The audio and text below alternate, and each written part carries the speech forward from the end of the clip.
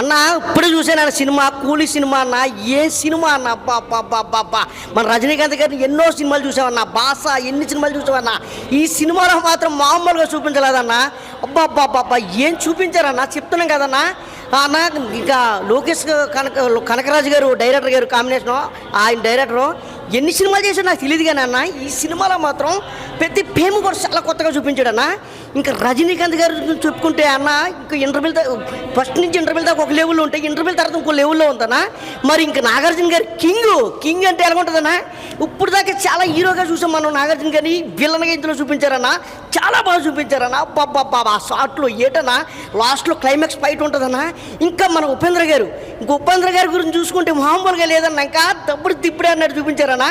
ఇంకా అమెరికాన్ గారు నాగార్జున గారు కొడుకు క్యారెక్టర్, అమెరికాన్ వచ్చిన తర్వాత అన్న ఇంకా మామూలుగా ఇంకా దిగిపోయిందన్న, నిజంగా థియేటర్ అల్చల్ అయిపోయిందన్న. ఇంకా శృతి హాసన్ గారి క్యారెక్టర్ అంటే శృతి హాసన్ గారు కనపడలేదన్న, ఆ క్యారెక్టర్లో కనిపించారు. ఇంకా సత్యరాజ్ గారు చెప్పుకుంటే ఇంక వాడు స్టార్టింగ్ నుంచి ఫస్ట్ నుంచి మామూలుగా చెప్తున్నాం కదన్న, ఏడుపు వచ్చిందన్న నాకు ఏడుపు వచ్చిందన్న నిజంగా. ఈ సినిమా స్నేహం కోసం, అలాగే అన్న ఒక పిల్లల గురించి, అలాగే తండ్రి కొడుకు అన్ని సెంటిమెంట్లు ఉన్నాయన్న. ఖచ్చితంగా మాత్రం థియేటర్కి వచ్చి ఆగస్టు 14 రిలీజ్ అయ్యిందన్న.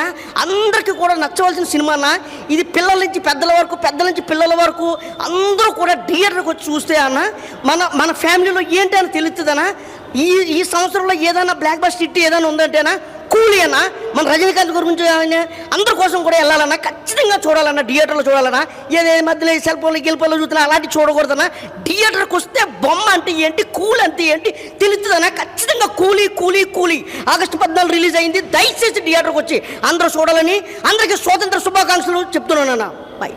కూలీ మూవీ అన్న చాలా గ్యాప్ తర్వాత రజనీకాంత్ స్టైల్, ఆ మాస్ గ్రేస్ మన థియేటర్లో ఎక్స్ప్రెస్ చేస్తాం అంతే. ఆ sound BGM RR Anirudh music ఆర్ఆర్తో ఆ బీడీ కాల్చినట్టు వస్తుంది అన్న. బీజిఎం హైలైట్ ఉంటుంది. మూవీ అయితే ఎక్సలెంట్ ఉంది. ఫ్యామిలీ మెంబర్స్ వచ్చి కంపల్సరీ చూడొచ్చు.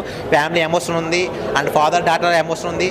కలా కొత్తగా మనకి ఒక చూపించారు. మొత్తం సినిమా అంతా బాగుంటుంది భయ్య. ఫస్ట్ హాఫ్ అంతా మనకి రజనీకాంత్ స్టైలు, ఆ మాస్ అంతా ఉంటుంది. నాగార్జున ఎంట్రీ అవుతారు, దాంట్లో ఉపేంద్ర గారు ఉంటారు. వాళ్ళందరూ హీరోస్ అందరూ ఎంట్రీ అయిన బీజిఎమ్స్ కానీ ఆర్ఆర్తో కానీ మంచి హైలైట్ అనిపిస్తుంది.